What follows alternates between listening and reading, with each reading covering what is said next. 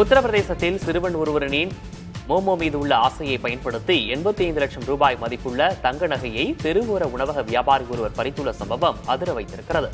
தியோரியா பகுதியைச் சேர்ந்த கோயில் பூசாரி ஒருவரின் பையனுக்கு மோமோ உணவு மீது ஆசையாக இருந்த நிலையில் பணம் இல்லாததால் அதை வாங்க முடியவில்லை.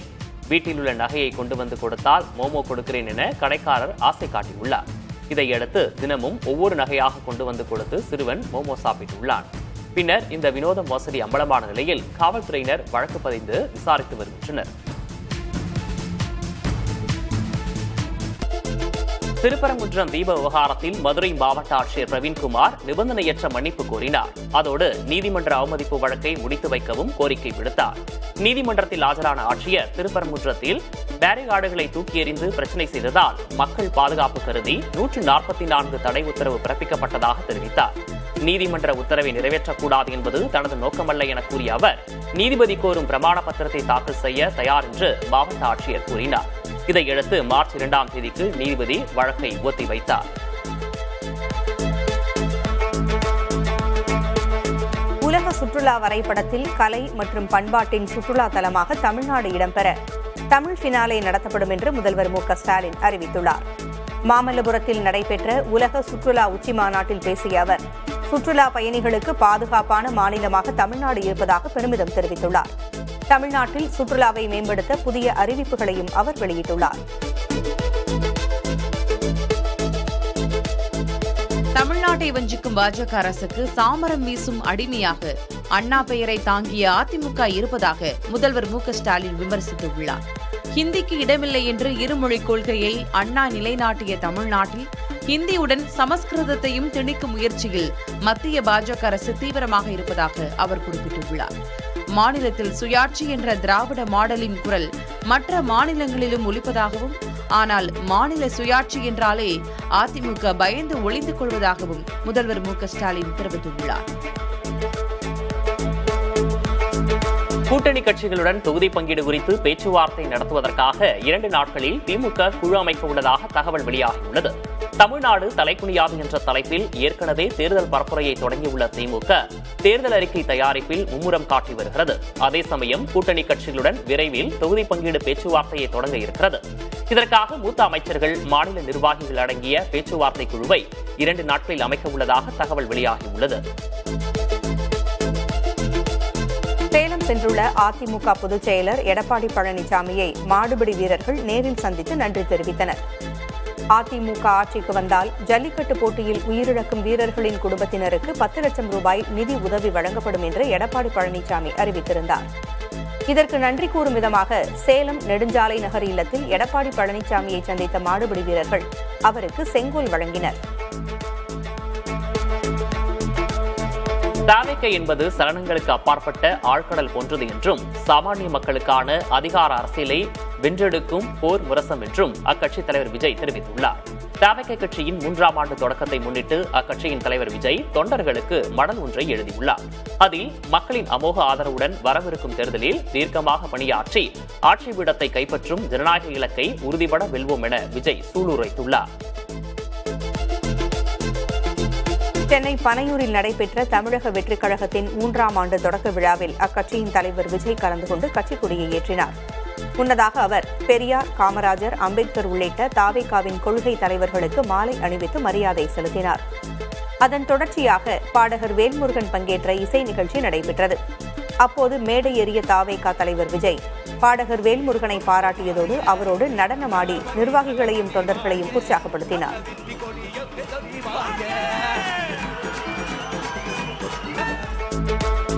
பவள விழா பாப்பா திமுகவுக்கு பழைய டப்பாவை எடுத்து உருட்டத்தான் தெரியும் என தாவேக தலைவர் விஜய் கடுமையாக விமர்சித்துள்ளார்.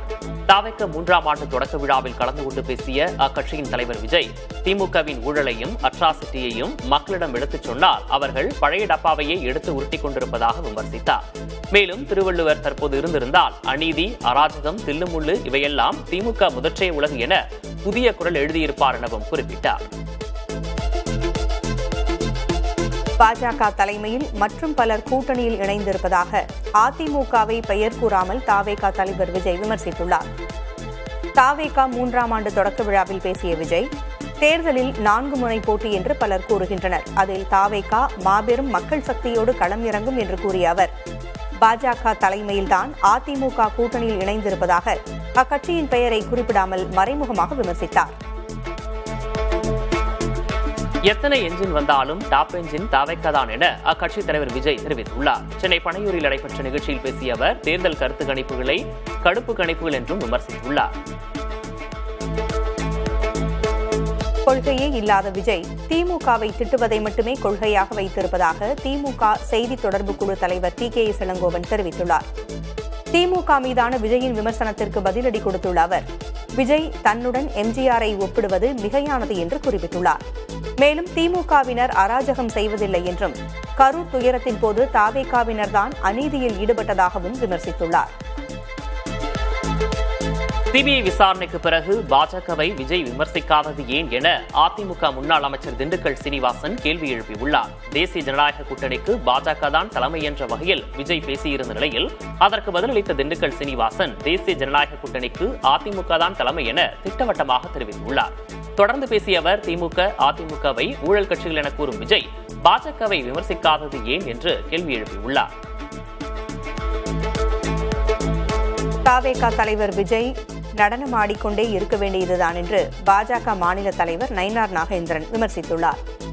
தாவேகா 3ஆம் ஆண்டு தொடக்க விழாவில் பாஜகவை விஜய் மறைமுகமாக விமர்சித்திருந்த நிலையில் அவருக்கு பதிலளிக்கும் விதமாக பேசியுள்ள நயினார் நாகேந்திரன், கட்சித் தலைவராக விஜய்க்கு ஒன்றுமே தெரியாது என சாடியுள்ளார். தாவேக தலைவர் விஜயின் காரை பின்தொடர்ந்து அக்கட்சி பொதுச் செயலர் ஆனந்த் மூச்சு இழைக்க ஓடியது சமூக வலைதளங்களில் பேசுபொருளாகியுள்ளது. தாவேக 3ஆம் ஆண்டு தொடக்க விழாவில் பங்கேற்க விஜய் வருகை புரிந்தார். அப்போது கட்சி நிர்வாகிகள் சிலர் விஜயின் காரை பின்தொடர்ந்து ஓடினர்.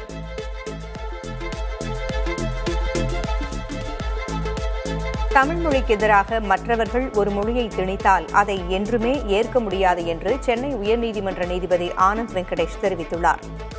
சென்னை பெருங்குடியில் உள்ள தமிழ்நாடு டாக்டர் அம்பேத்கர் சட்ட பல்கலைக்கழக வளாகத்தில் நடந்த விழாவில் உரையாற்றிய அவர், 3500 ஆண்டுகளை தாண்டி நிற்கும் ஒரே மொழி தமிழ்தான் என்பது கீழடி அகழாய்வில் நிரூபணமாகியுள்ளதாக ஆனந்த் வெங்கடேஷ் குறிப்பிட்டார்.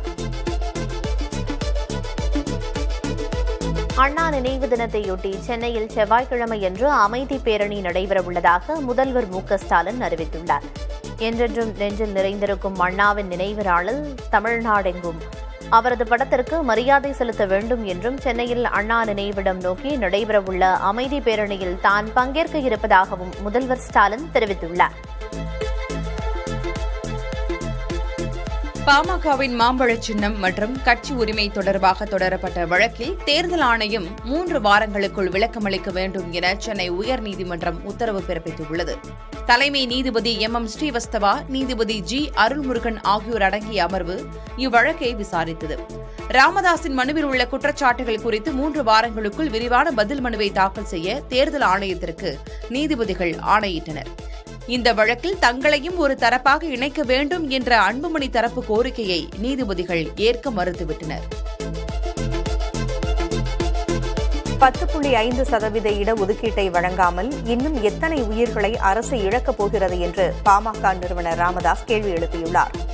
திருவண்ணாமலை மாவட்டம் புதுப்பாளையத்தைச் சேர்ந்த பட்டதாரி இளைஞர் விஜயகுமார் இடஒதுக்கீடு கிடைக்காத விரக்தியில் கடிதம் எழுதி வைத்துவிட்டு தற்கொலை செய்து கொண்டது மிகுந்த வேதனை அளிப்பதாக அவர் கூறியுள்ளார்.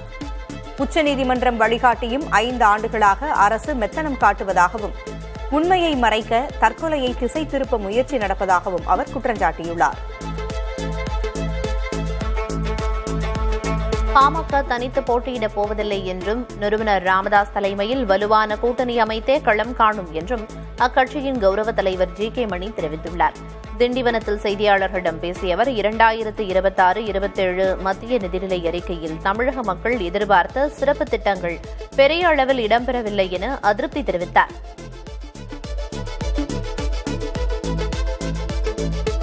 திருவண்ணாமலை மாவட்டம் புதுப்பாளையம் கிராமத்தைச் சேர்ந்த பட்டதாரி இளைஞரின் தற்கொலைக்கு அரசு தார்மீக பொறுப்பு ஏற்க வேண்டும் என பாட்டாளி மக்கள் கட்சித் தலைவர் அன்புமணி ராமதாஸ் தெரிவித்திருக்கிறார்.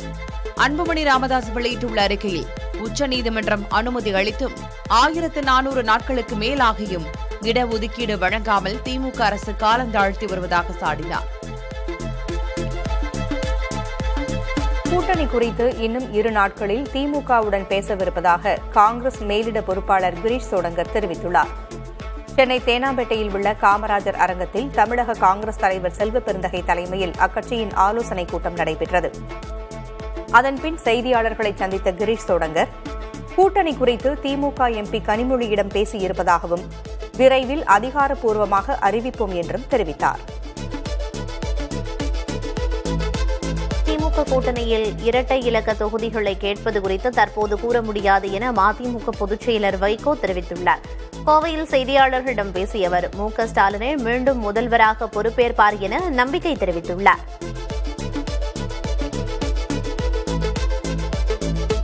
சென்னையில் ஆபரண தங்கத்தின் விலை சவரனுக்கு 7,600 ரூபாய் குறைந்து 1,11,600 ரூபாய்க்கு விற்கப்படுகிறது.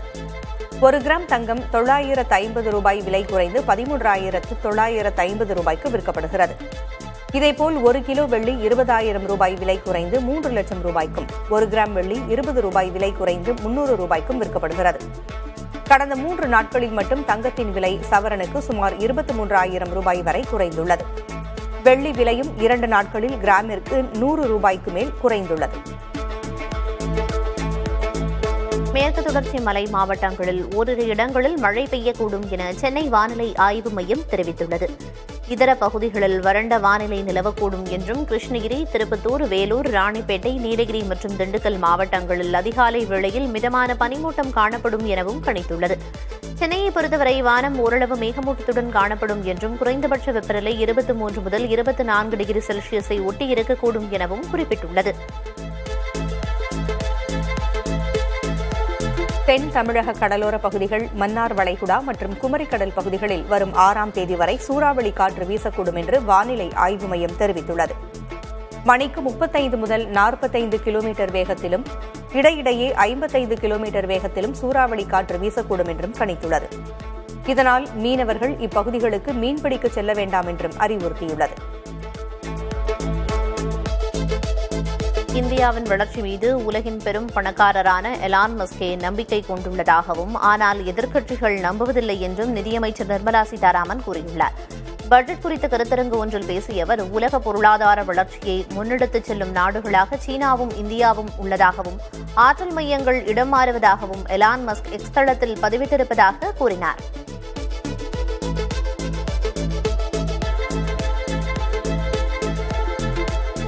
முன்னாள் ராணுவ தளபதி MM நரவானே எழுதிய புத்தகம் குறித்து மக்களவையில் எதிர்க்கட்சித் தலைவர் ராகுல் காந்தி பேச முயன்றதால் பரபரப்பு ஏற்பட்டது. அக்னிவீர் திட்டம் ராணுவத்திற்கு அதிர்ச்சியாக அமைந்தது என்றும் 2020இல் சீனாவுடனான மோதலின் போது எடுக்கப்பட்ட முடிவுகள் குறித்தும் அந்த புத்தகத்தில் இருப்பதாக ராகுல் காந்தி பேசினார். ஆனால் அந்த புத்தகம் அரசின் ஆய்வில் இருப்பதால் அங்கீகரிக்கப்படாதது என்றும் அதை அவையில் படிக்க விதியில் இடமில்லை என்றும் பாதுகாப்புத்துறை அமைச்சர் ராஜ்நாத் சிங் பேசினார். பிற அமைச்சர்கள் ராஜ்நாத் சிங்கிற்கு ஆதரவாக குரல் கொடுத்த நிலையில் ராகுல் காந்திக்கு ஆதரவாக அகிலேஷ் யாதவ் குரல் எழுப்பினார். இதை எதிர்த்து ஆளும் கட்சியினர் குரல் எழுப்பிய நிலையில் அவை தள்ளி வைக்கப்பட்டது.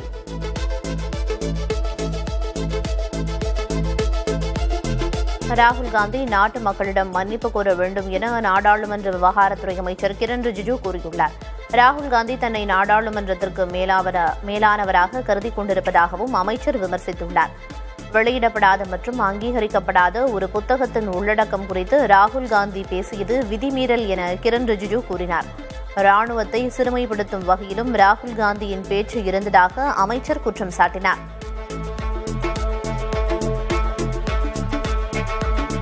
காங்கிரஸ் தலைமையிலான இந்தியா கூட்டணி விரைவில் 100வது தோல்வியை சந்திக்க உள்ளது என்று பாஜக மக்களவை உறுப்பினர் தேஜஸ்வி சூர்யா தெரிவித்துள்ளார்.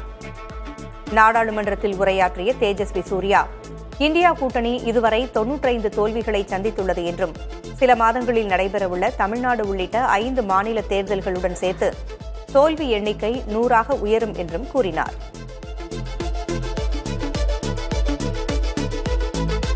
அஜித் பவாரின் மனைவி சுனேத்ரா பவார் அவசரமாக துணை முதல்வர் பதவியேற்றதன் பின்னணியில் பாஜகவின் செயல் திட்டம் உள்ளதாக உத்தவ் தரப்பு சிவசேனா கட்சி தெரிவித்துள்ளது.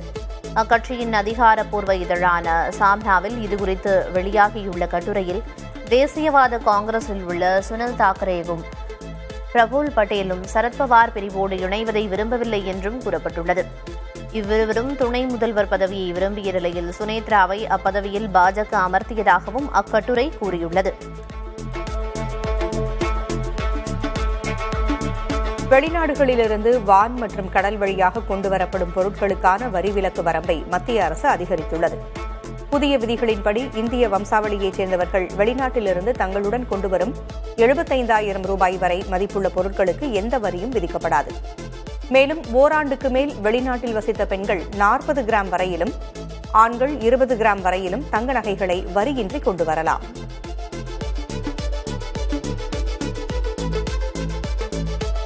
மத்திய பட்ஜெட்டில் தமிழ்நாட்டிற்கு 2 புல்லட் ரயில் வழித்தடங்கள் அறிவிக்கப்பட்டிருப்பதாக மத்திய ரயில்வே அமைச்சர் அஸ்வினி வைஷ்ணவ் தெரிவித்துள்ளார். டெல்லியில் செய்தியாளர்களிடம் பேசிய அவர், சென்னையிலிருந்து பெங்களூருவுக்கு ஒரு வழித்தடமும், சென்னையிலிருந்து ஹைதராபாத்திற்கு ஒரு வழித்தடமும் அமைக்கப்படும் என தெரிவித்துள்ளார். இதன் மூலம் சென்னையிலிருந்து பெங்களூருவுக்கு 1 மணி நேரம் 13 நிமிடங்களிலும், ஹைதராபாத்திற்கு 2 மணி நேரம் 55 நிமிடங்களிலும் சென்றுவிட முடியும் என தெரிவிக்கப்பட்டுள்ளது. தொடர்ந்து பேசிய அவர், சில ரயில் திட்டங்களுக்கு நிலம் கையகப்படுத்துவதில் மாநில அரசு உறுதுணையாக இல்லை என குற்றம் சாட்டினார். பட்ஜெட்டில் தங்கள் மாநிலங்களுக்கு போதிய முக்கியத்துவம் வழங்கப்படவில்லை என கூறி கர்நாடகா, கேரளா ஆகிய மாநிலங்களில் எதிர்ப்பு எழுந்துள்ளது.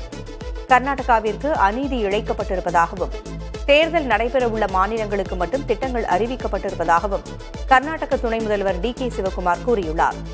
பட்ஜெட்டில் கேரளாவின் எதிர்பார்ப்புகள் நிறைவேற்றப்படவில்லை என அம்மாநில MPக்கள் நாடாளுமன்ற வளாகத்தில் போராட்டம் நடத்தினர். கர்நாடகாவில் பெங்களூரு அருகே உள்ள ஃபாக்ஸ்கான் ஆலைக்கு எதிராக அப்பகுதி மக்கள் வேலைநிறுத்த போராட்டம் நடத்த திட்டமிட்டுள்ளனர். அக்கம்பக்கத்து கிராமத்தினருக்கு ஆலையில் வேலை தராததை கண்டித்து இப்போராட்டம் நடைபெறவுள்ளது. இதற்கிடையே ஃபாக்ஸ்கான் கட்டடம் கட்டப்பட்டதில் விதிமீறல் இருப்பதாகவும், வரியை முறையாக தரவில்லை என்றும் ஆலை உள்ள ஊராட்சி நிர்வாகம் குற்றம் சாட்டியுள்ளது. 7 நாட்களுக்குள் பிரச்சினையை சரி செய்யாவிட்டால் சட்ட நடவடிக்கை எடுக்கப்படும் என ஊராட்சி நிர்வாகம் எச்சரித்துள்ளது.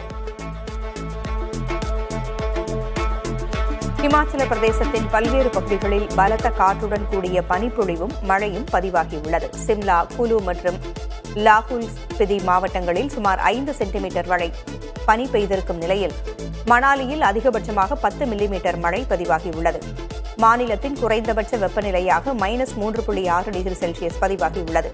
மணாலியில் பெய்த பனிப்பொழிவால் சுற்றுலா பயணிகள் உற்சாகமடைந்தனர். பீகார் மக்களின் தனிநபர் வருவாய் இன்னும் 4 ஆண்டுகளில் இரட்டிப்பாக்கப்படும் என அம்மாநில ஆளுநர் ஆரிஃப் முகமது கான் தெரிவித்துள்ளார். சட்டமன்றம் மற்றும் சட்டப்பேரவை கூட்டத்தில் உரையாற்றிய ஆளுநர், மாநிலத்தில் வேலைவாய்ப்புகளும் 4 ஆண்டுகளில் இரட்டிப்பாக்கப்படும் என்றார். முன்னதாக பொருளாதார ஆய்வறிக்கையை சமர்ப்பித்து பேசிய நிதியமைச்சர் விஜேந்திர பிரசாத், பீகாரின் பொருளாதார வளர்ச்சி தேசிய சராசரியை மிஞ்சிவிட்டதாக கூறியுள்ளார்.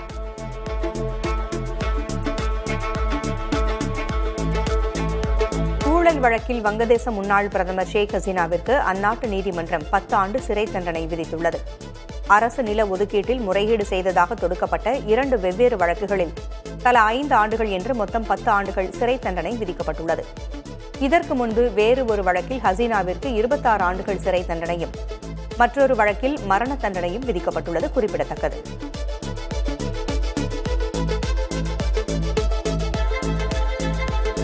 காசா மற்றும் எகிப்து இடையிலான ரஃபா எல்லை மீண்டும் திறக்கப்பட்டிருக்கிறது. இஸ்ரேல் ஹமாஸ் இடையிலான போர் நிறுத்த ஒப்பந்தத்தின் ஒரு பகுதியாக இந்த நடவடிக்கை எடுக்கப்பட்டுள்ளது. இதன் மூலம் காசாவிலிருந்து காயமடைந்தவர்கள் சிகிச்சைக்காக வெளியேறவும், மனிதாபிமான உதவிகள் உள்ளே செல்லவும் வழிவகை செய்யப்பட்டுள்ளது. அமெரிக்க அதிபர் டொனால்டு டிரம்ப் முன்னெடுத்த அமைதி திட்டத்தின் முக்கிய கட்டமாக இது பார்க்கப்படுகிறது.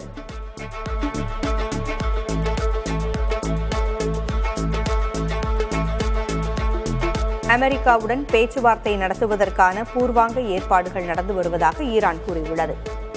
ஈரானின் பந்தர் அபாஸ் துறைமுகம் அருகே குடியிருப்பு ஒன்றில் குண்டுவெடிப்பு நிகழ்ந்த நிலையில் பதற்றம் அதிகரித்தது. இந்நிலையில் பேச்சுவார்த்தையை தொடங்கும் முடிவிற்கு ஈரான் வந்துள்ளது. அதே நேரம் தங்களை அமெரிக்கா தாக்கும் பட்சத்தில் பிராந்திய அளவிலான போர் வெடிக்கும் என்று ஈரான் உயர் தலைவர் காமேனி எச்சரித்துள்ளார்.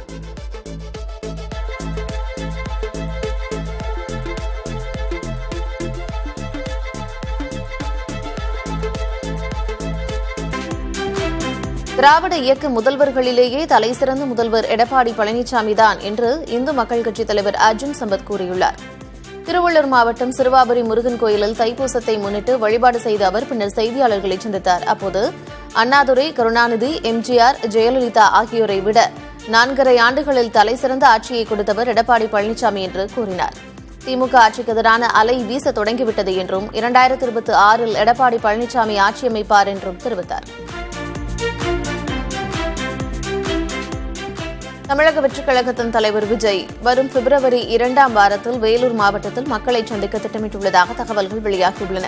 இதற்காக வேலூர் மாவட்டம் மாதனூர் அருகே உள்ள அகரம்சேரி பகுதியில் சுமார் 25 ஏக்கர் நிலம் தேர்வு செய்யப்பட்டு மைதானத்தை சரி செய்யும் பணிகள் மிக தீவிரமாக நடைபெற்று வருகின்றன. இந்த சந்திப்பிற்காக தாவேக சார்பில் மாவட்ட காவல்துறை அதிகாரிகளிடம் அனுமதி கோரி மனு அளிக்கப்பட்டுள்ளது. பிப்ரவரி 8ஆம் தேதி முதல் 13ஆம் தேதிக்குள் இந்த சந்திப்பு நிகழலாம் என்று எதிர்பார்க்கப்படுகிறது. இதில் வேலூர் மாவட்டத்தின் 5 தொகுதிகள் மற்றும் திருப்பத்தூர் மாவட்டத்தின் ஆம்பூர் தொகுதி என்று மொத்தம் 6 சட்டமன்ற தொகுதிகளைச் சேர்ந்த ஆயிரக்கணக்கான தொண்டர்கள் திரளாக பங்கேற்பார்கள் என்று தெரிகிறது.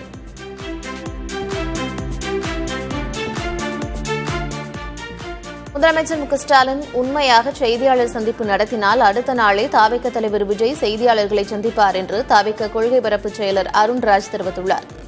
மதுரையில் செய்தியாளர்களிடம் பேசிய அவர் தாவேக அளிக்கும் அதிகாரத்தை காங்கிரஸ் பயன்படுத்திக் கொள்ள வேண்டும் என்று விஜயின் தந்தை எஸ். ஏ. சந்திரசேகர் கூறியது குறித்தும் பதிலளித்திருக்கிறார்.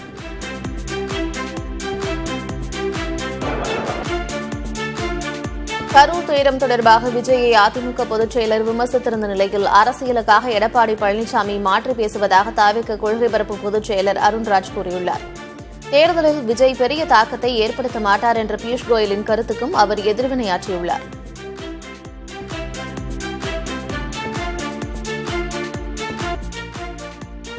மதுரை மாவட்டம் திருப்பரங்குன்றம் அருகே ரஜினி ரசிகர் கட்டிய வீட்டை ரஜினியின் சகோதரர் சத்யநாராயணா பார்வையிட்டார். சரவணன் என்பவர் கட்டியுள்ள இந்த வீட்டிற்கு ரஜினி பவன் என்று பெயரிடப்பட்டுள்ளது. மேலும் வீட்டின் முகப்பில் ரஜினியின் மார்பளவு மெழுகு சிலை நிறுவப்பட்டுள்ளது. இதனை ரஜினியின் சகோதரர் சத்யநாராயணா நேரில் பார்வையிட்டு மகிழ்ந்தார். தொடர்ந்து செய்தியாளர்களை சந்தித்த அவர் 76 வயதிலும் ரஜினி தன் ரசிகர்களுக்காக உழைத்து வருவதாக குறிப்பிட்டார்.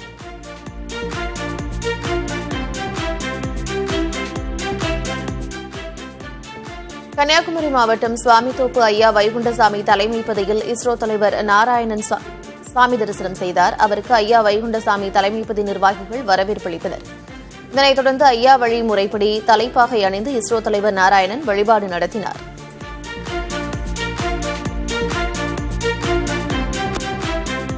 பணி நிரந்தரம் செய்யக்கோரி சென்னை ஆட்சியர் அலுவலகம் அருகே மருத்துவ பணியாளர்கள் போராட்டத்தில் ஈடுபட்டனர். ஆரம்ப சுகாதார நிலையங்கள் மற்றும் பன்னோக்கு மருத்துவமனைகளில் பணியாற்றும் மருத்துவ பணியாளர்களை பணி நிரந்தரம் செய்யக்கோரி அனைத்து பணியாளர்கள் கூட்டமைப்பு தொடர் போராட்டத்தில் ஈடுபட்டு வருகின்றனர். இந்நிலையில் சென்னை ஆட்சியர் அலுவலகம் அருகே போராட்டத்தில் ஈடுபட்டவர்களை காவலர்கள் கைது செய்தனர்.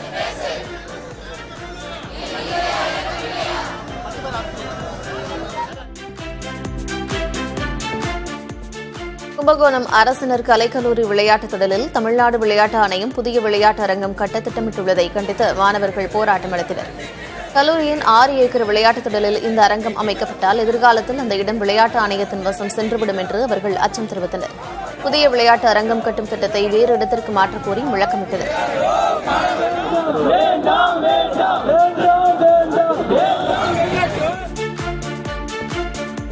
பணி நிரந்தரம் உள்ளிட்ட பல்வேறு கோரிக்கைகளை வலியுறுத்தி சென்னை எழும்பூரில் 2வது நாளாக போராட்டத்தில் ஈடுபட்ட தமிழ்நாடு டாஸ்மாக் விற்பனையாளர்கள் கைது செய்யப்பட்டனர்.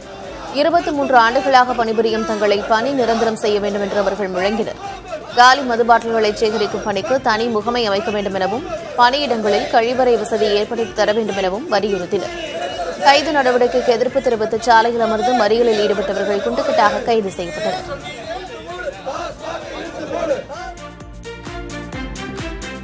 காரைக்காலில் பணி நிரந்தரம் செய்ய வலியுறுத்தி வவுச்சர் ஊழியர்கள் போராட்டத்தில் ஈடுபட்டனர். புதுச்சேரி மாநில பொதுப்பணித்துறையில் 1300 வவுச்சர் ஊழியர்கள் பணியாற்றி வருவதாக கூறப்படுகிறது. இந்நிலையில் பணி நிரந்தரம், உயிரிழந்த வவுச்சர் ஊழியர்களின் வாரிசுக்கு வேலை உள்ளிட்ட பல்வேறு கோரிக்கைகளை வலியுறுத்தி காரைக்கால் மாவட்ட பொதுப்பணித்துறை அலுவலகம் முன்பு 100க்கும் மேற்பட்டோர் போராட்டத்தில் ஈடுபட்டனர்.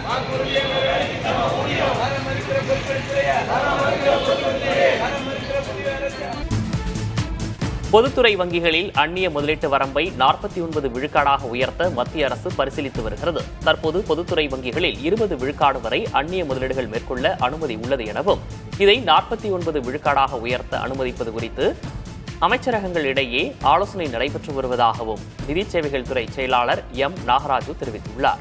இந்தியாவில் உள்ள தனியார் வங்கிகளில் 74 விழுக்காடு வரை வெளிநாட்டு நிறுவனங்கள் முதலீடு செய்ய அனுமதி இருக்கிறது.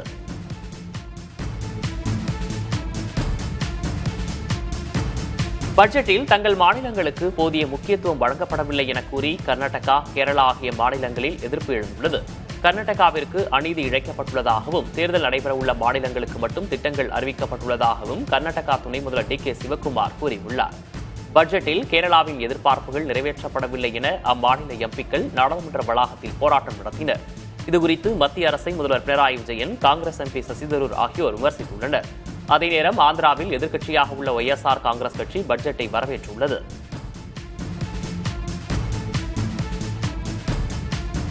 நகரங்களை இணைக்கும் வளர்ச்சி வழித்தடங்களாக 7 அதிவேக ரயில் பாதைகள் உருவாக்கப்படும் என மத்திய பட்ஜெட்டில் அறிவிக்கப்பட்டுள்ளது.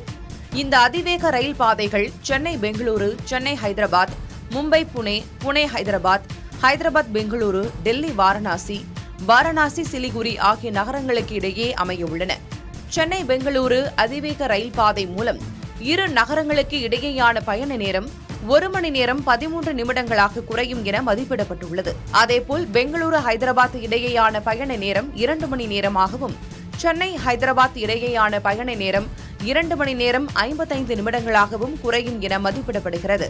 இத்திட்டம் உட்பட பல்வேறு திட்டங்களுக்காக ரயில்வே துறைக்கு 2,77,000 கோடி ரூபாய் ஒதுக்கப்பட்டுள்ளது குறிப்பிடத்தக்கது. கேரள முதல்வர் பினராயி விஜயன் வரும் மார்ச் மாதம் வேட்டிகனில் கத்தோலிக்க திருச்சபையின் தலைவரான போப் 14ஆம் லியோவை சந்திக்க உள்ளார். கேரள அரசின் கோரிக்கையை ஏற்று இந்த அழைப்பு விடுக்கப்பட்டுள்ளது. இந்திய வேட்டிகன் தூதர் பேராயர் லியோபோர்டோ ஜெரெலி மூலம் இதற்கான ஏற்பாடுகள் முன்னெடுக்கப்பட்டன. கேரளாவில் உள்ள கிறிஸ்தவ சமூகத்தினர் மாநிலத்தின் மத நல்லிணக்கம் குறித்து போப்பாண்டவரிடம் முதல்வர் பேச உள்ளதாக தெரிகிறது. இந்த சந்திப்பு கேரளாவின் நற்பெயரை உயர்த்தும் ஒரு ராஜதந்திரமாக பார்க்கப்படுகிறது.